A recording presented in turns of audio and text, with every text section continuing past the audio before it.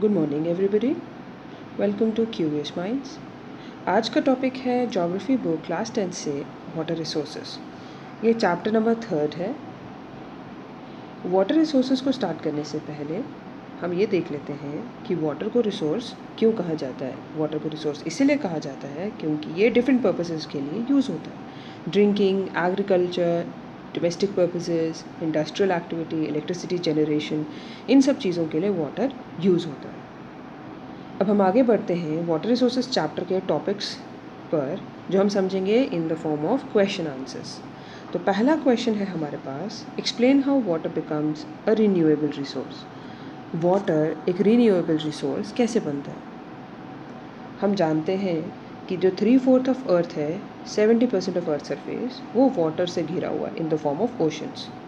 और उनमें से जो फ्रेश वाटर है, जो यूजेबल वाटर है, वो अवेलेबल है बहुत ही कम मात्रा में, स्मॉल प्रपोर्शन में। और उनके सोर्सेस कौन कौन से देख लेते हैं। Surface run of, ground water, precipitation. Therefore जो वाटर है वो कॉन्टिन्यूसली रिन्यू होता है और रिचार्ज होता है, अपनी वापस फॉर्म में आता है through the process of water cycle.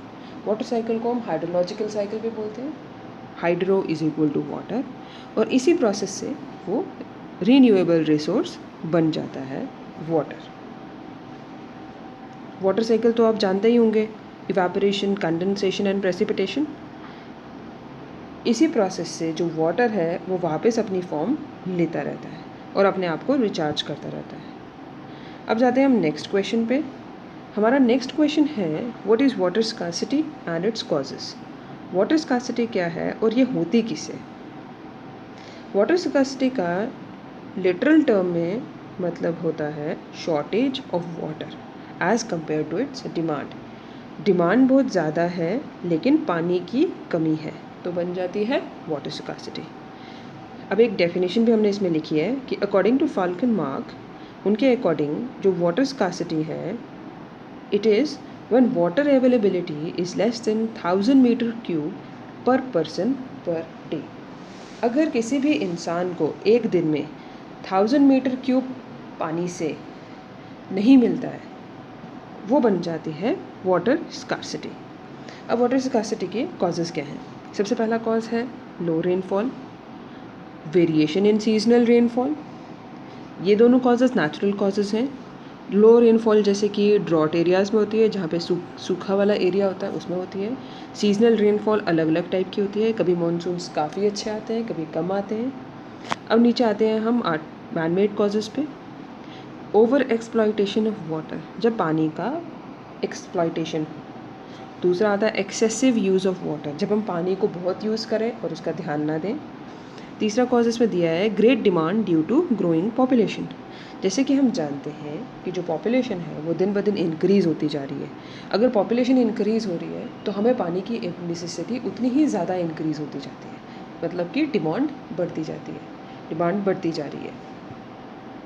ये आ गया हमारा water scarcity. The next question is, what are the advantages and disadvantages of multipurpose river project. सबसे पहले हम ये देखते हैं कि मल्टीपर्पज़ रिवर प्रोजेक्ट क्या होता है। ये वो प्रोजेक्ट हैं जो फुलफ़िल करते हैं variety of purposes.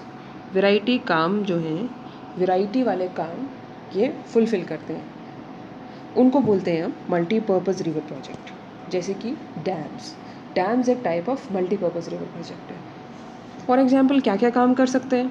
Irrigation, agriculture में हेल्प करेंगे। जनरेशन ऑफ इलेक्ट्रिसिटी, बिजली बनाने का काम है। फ्लड कंट्रोल, ये सारे काम एट्सेट्रा मल्टीपर्पज़ रिवर प्रोजेक्ट करते हैं। अब इनके एडवांटेजेस और डिसएडवांटेजेस क्या है। एडवांटेजेस में आ गया, जैसे कि हमने मल्टीपर्पज़ रिवर प्रोजेक्ट के फंक्शंस में देख लिया था, irrigation, water providing, generating electricity, helping in industrial development, flood control, recreation and navigation and fish breeding. और भी बहुत सारे एडवांटेजेस हैं, बट ये बेसिक एडवांटेजेस हैं जो हमें इससे मिलते ही मिलते हैं। डिसएडवांटेजेस में आता है कि ये इफ़ेक्ट करते हैं नेचुरल फ्लो ऑफ रिवर्स। जो भी रिवर किसी एक पर्टिकुलर डायरेक्शन में जा रही होती है, तो जो नेचुरल फ्लो होता है उसका, जो खुद से उसने बनाया होता है, वो इसे इफ़ेक्ट करते हैं, रोक देते हैं। सेडिमेंट फ्लो भी पुअर हो जाता है। और सेडिमेंटेशन जो है एक्सेसिव हो जाती है बॉटम ऑफ द टैंक में, क्योंकि पानी फ्लो नहीं कर रहा है, सेडिमेंट्स वो अपने साथ लेके नहीं जा पा रहे, तो वो नीचे धंसती जाती है। डिस्ट्रॉय करता है हैबिटेट एक्वेटिक लाइफ के लिए, जो मरीन लाइफ है, एक्वेटिक लाइफ है, फिशेस हैं, प्लैंक्टन्स हैं, डिफरेंट डिफरेंट वेराइटीज़ हैं, उनको वो डिस्ट्रॉय कर लेता है। सबमर्जेंस ऑफ लैंड होती है, large scale displacement of local communities होती है, लोगों को वहाँ से मूव करना पड़ता है जहाँ पे ये मल्टीपर्पज़ रिवर प्रोजेक्ट बनाया जाता है। तो हमारा नेक्स्ट क्वेश्चन है, discuss how rain water harvesting in semi arid regions of Rajasthan is carried out. जो रेन वाटर हार्वेस्टिंग टेक्निक है यूज़ जो होती है, जो सेमी एरिड रीजन्स हैं, जो जहाँ पे सूखे वाले रीजन्स हैं राजस्थान में, वो कैसे होते हैं।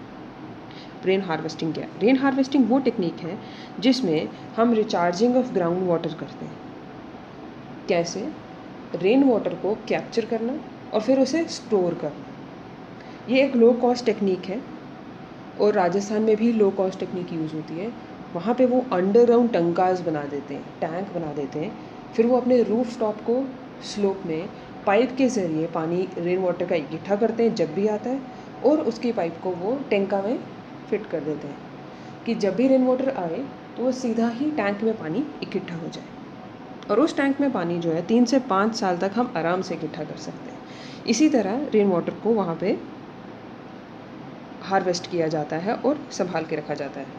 रेन वाटर को वहाँ पे पल्लार पानी भी कहते हैं, और वो मानते हैं कि जो पल्लार पानी है वो purest form of fresh water है, इससे ज़्यादा pure form of fresh water नहीं है। नेक्स्ट क्वेश्चन है हमारा, जो मॉडर्न अडेप्टेशंस हैं traditional rain water harvesting methods की, वो कैसे कैरीड आउट होते हैं और कैसे कंजर्व और उसे स्टोर किया जा सकता है। रेन वाटर हार्वेस्टिंग की जो बेसिक पुरानी वो है टैंकास, अंडरग्राउंड टैंक्स। उनको डिफरेंट डिफरेंट जगहों पे डिफरेंट डिफरेंट नाम से बोला जाता है। जो अंडरग्राउंड टैंक्स हैं उनको सिमिलरली जैसे टंकास की हमने बात की थी राजस्थान के, वैसे ही बनाया जाता है और कनेक्ट भी वैसे ही किया जाता है स्लोपिंग रूफ्स के साथ। अब नाम क्या क्या है? हिमालयाज़ में उन्हें बोला जाता है, हिमालयन कंट्री स्टेट्स में गुल, जैसलमेर में बोला जाता है खादिन, राजस्थान में उनका नाम है जोहाद, बीकानेर बरमार में टंकास, जो कि हमने पढ़ लिया था। तो यह है हमारी आज का लास्ट क्वेश्चन इस चैप्टर का। सारे के सारे क्वेश्चंस मेजर टॉपिक जो वाटर रिसोर्सेज चैप्टर में बताए गए हैं उससे हैं, और ये आपके टेक्सचुअल क्वेश्चंस भी हैं, तो आपको इससे इजीली लिखने में भी इजी हो जाएगा। You can always form points and याद करने में भी इजी हो जाएगा।